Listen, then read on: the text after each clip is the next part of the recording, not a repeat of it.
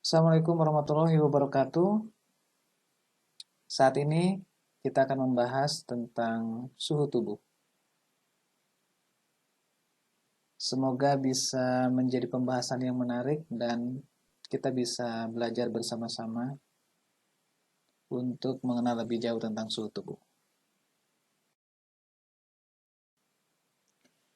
Tubuh manusia ini memang istimewa.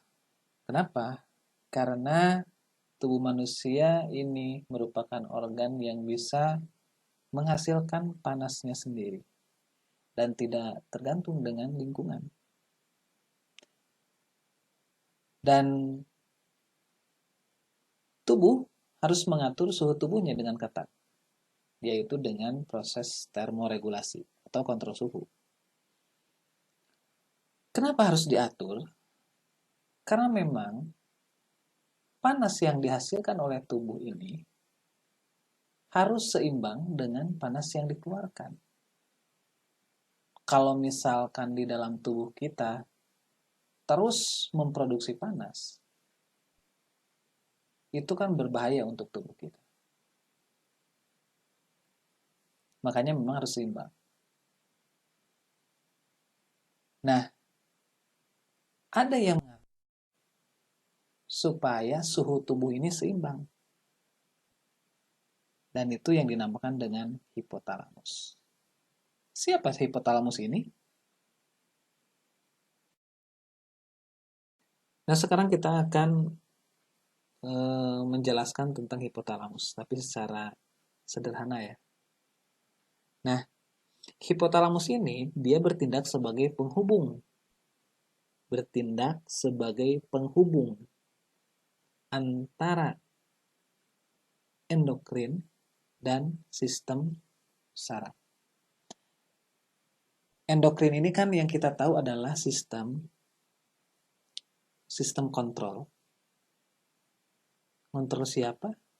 Kelenjar untuk menghasilkan hormon.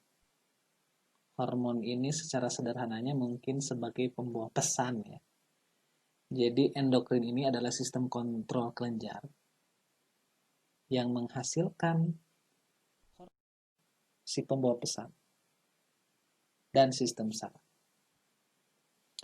Jadi kalau misalkan kita runut satu-satu dari si hipotalamus ini, dia akan memerintahkan sesuatu kepada organ tujuannya melalui endokrin. Jadi si hipotalamus ini merangsang endokrin untuk memproduksi hormon, yaitu si pembawa pesan. Melewati siapa? Melewati sinyal saraf. Nah, setelah pesannya sudah ada, nanti akan diedarkan seluruh tubuh. Melalui apa? Melalui aliran darah. Kita ulang ya. Hipotalamus merangsang endokrin untuk memproduksi hormon lewat sinyal saraf untuk mengedarkan si pesannya ini ke seluruh tubuh atau ke organ-organ yang memang dituju. Jadi si hormon ini dia akan membawa pesan, menerjemahkan, dan akhirnya mempengaruhi organ tersebut dan menjadi sebuah tindakan. Mungkin itu secara sederhananya. Nah, seperti yang ditulis di sini, hipotalamus ini adalah saklar utama yang berfungsi sebagai termostat. Kalau misalkan di mobil itu termostat ini itu, kalau misalkan si mesinnya terlalu panas, dia akan menjadi saklar otomatis untuk menyalakan kipas supaya mendinginkan mesin tersebut. Nah, di tubuh manusia pun seperti itu. Jadi, kalau misalkan si tubuh kita terpapar panas atau misalkan panasnya meningkat melebihi suhu normal, dengan otomatis si hipotalamus ini nanti dia akan berusaha untuk mengeluarkan panasnya tersebut supaya kembali ke rentang nilai normal si suhu tersebut. Jadi memang hipotalamus ini sangat luar biasa ya, yang bisa mengatur tubuh.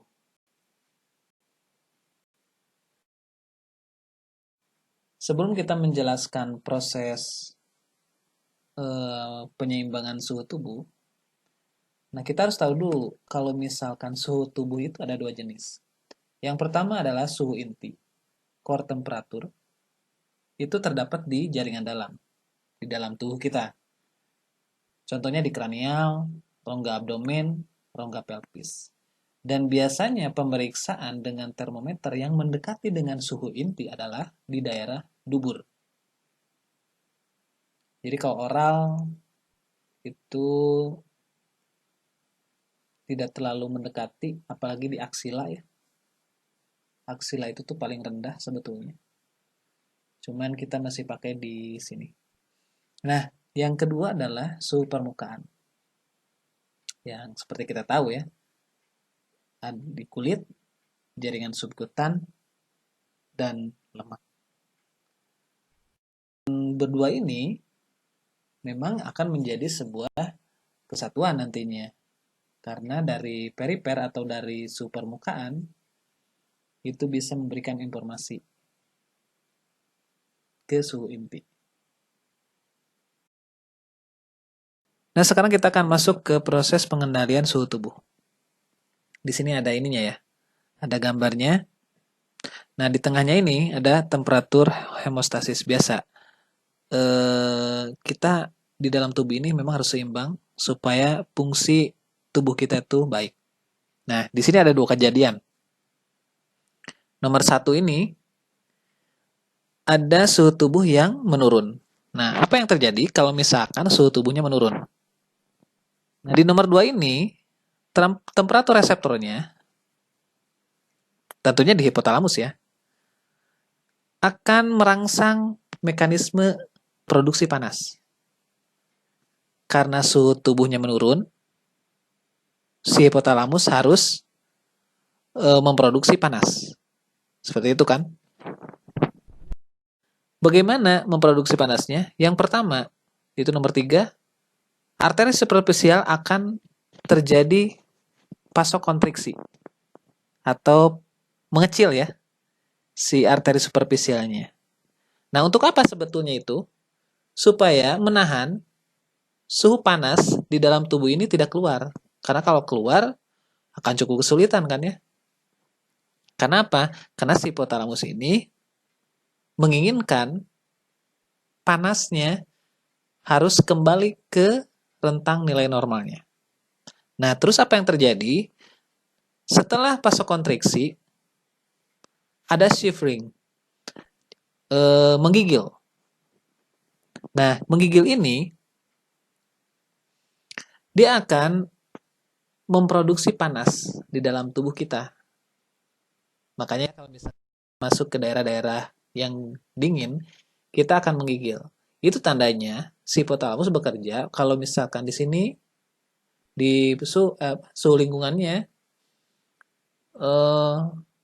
sangat dingin dan harus memproduksi panas untuk mengembalikan nilai normal di suhu inti tubuh kita. Nah, ini menggigil tuh. Jadi kalau misalnya ditanya, nah sih amun kedinginan pasti menggigil, menggigil pengen, enggak. Karena memang menggigil ini salah satunya adalah atau memang untuk memproduksi panas di dalam tubuh. Nah, setelah menggigil, selanjutnya tiroid akan merangsang sel untuk meningkatkan metabolisme untuk memproduksi panas. Makanya kalau misalkan di suhu tubuh yang turun ini akan memproduksi energi yang lebih banyak. Karena memang tubuh kita memerlukan suhu panas supaya kembali ke rentan nilai normal yang sudah ditentukan di dalam tubuh. Nah, bagaimana kalau misalkan, oh ya, mohon maaf, ada kejadian kalau misalkan kedinginan tidak terjadi menggigil, yaitu pada bayi. Pada bayi itu kalau misalkan kedinginan tidak menggigil. Coba aja, kalian pernah ngelihat bayi menggigil atau tidak? Nah, kalau bayi ini, Kenapa tidak menggigil? Karena adanya brown fat. Atau bahasa kitanya itu lemak coklat ya. Nah, mungkin itu akan dibahas di pertemuan-pertemuan selanjutnya. Jadi ada yang shivering, ada yang non-shivering. Ada yang menggigil untuk memproduksi panas, ada yang tidak menggigil. Itu pada bayi. Nah, gimana kalau misalkan suhu tubuh kita meningkat? Misalkan kita terpapar sinar matahari terlalu lama, upacara yang sampai siang mungkin, atau bermain di luar. Nah, misalkan suhu lingkungannya sangat panas. Nah, dia seperti biasa. Hipotalamus yang akan melakukan keajaibannya. Dia langsung mencari cara untuk menurunkan si suhu panas tersebut. Jadi si temperatur reseptor ini akan mencoba melepaskan panas. Di nomor 7 ini berbeda dengan kalau yang kedinginan. Kalau yang kedinginan itu vasokonstriksi. Kalau misalkan panas, vasodilatasi atau pelebaran pembuluh darah. Untuk apa? Untuk mengeluarkan panas di dalam tubuh ke luar atau ke udara. Jadi pelebaran supaya mengeluarkan panas. Karena darah membawa suhu panas ya. Suhu juga. Nah, setelah itu, setelah dikeluarkan, permukaan-permukaan kulit kan harus dingin. Nah, ini yang akan dilakukan oleh kelenjar keringat. Kelenjar keringat, dia akan mengeluarkan air keringatnya untuk mendinginkan permukaan-permukaan kulit kita. Dan setelah itu, tiroid akan merangsang sel untuk menurunkan metabolisme. Mohon maaf ya. Nah, itulah kejadiannya. Jadi pengendalian suhu tubuh ini kalau misalkan kita ulang, kalau misalkan suhu tubuhnya menurun, dia akan vasokonstriksi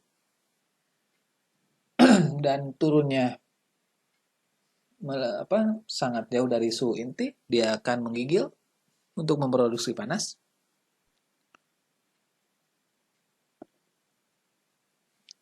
Dan tiroid akan merangsang sel untuk meningkatkan metabolik produksi panas. Nah, lalu body temperaturnya meningkat dan kembali normal. Dan kalau misalkan suhu tubuhnya meningkat, temperatur reseptor akan menggunakan mekanisme pelepasan panas. Dengan apa? Dengan vasodilatasi, pelebaran pembuluh darah, supaya panas bisa dikeluarkan dari dalam tubuh. Makanya kalau orang yang kulit putih itu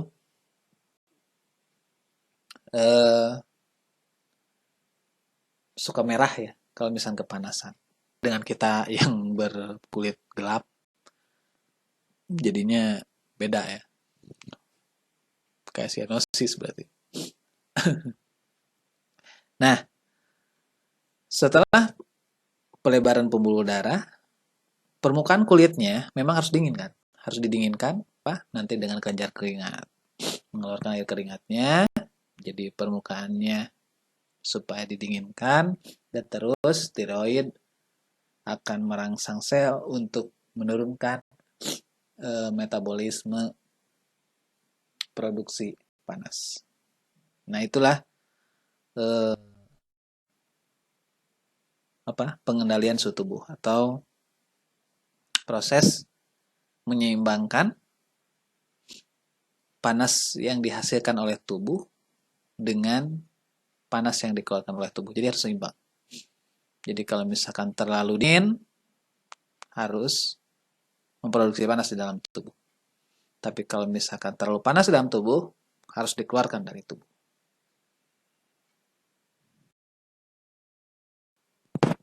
Nah, suhu tubuh sebetulnya dihasilkan dari mana dan dari apa ya?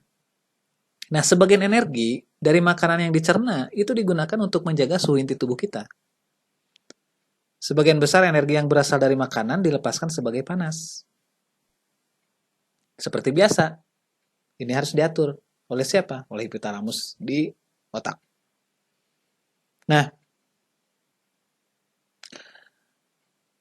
dihasilkan yang tertulis di sana adalah basal metabolic rate. Basal metabolic rate itu adalah energi harian yang dikeluarkan oleh manusia yang sedang istirahat.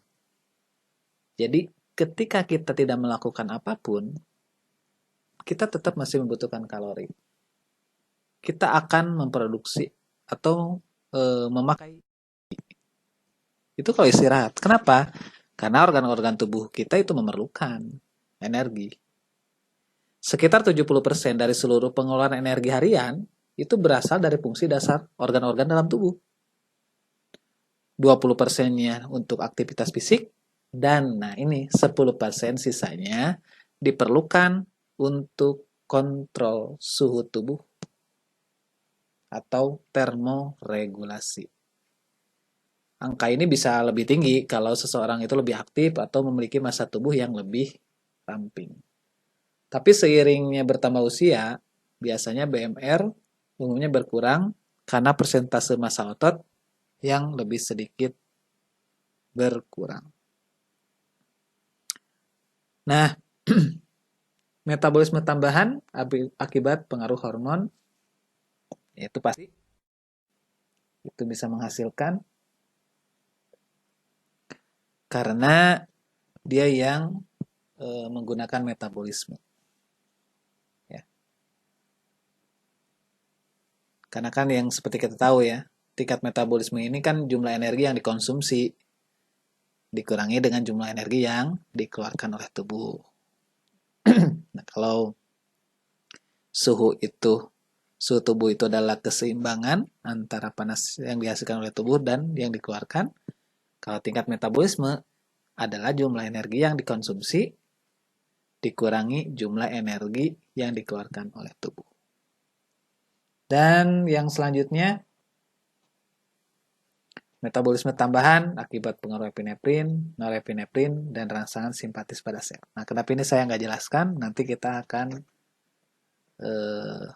masuk ke bab ini. Terus yang aktivitas kimiawi di dalam sel itu sendiri, terutama bila temperatur menurun. Nanti kita akan membahas tentang adenosin ya, atau disebut ATP. Nah, mungkin itu saja yang bisa saya sampaikan. Mohon maaf apabila banyak kekurangan. Kesempurnaan hanya Allah, kekurangan pasti milik saya sendiri. Dan dengan adanya ini, saya pun belajar. Semoga kita bisa terus belajar dan bisa berdiskusi untuk menjadi orang-orang yang lebih baik. Terima kasih. Wassalamualaikum warahmatullahi wabarakatuh.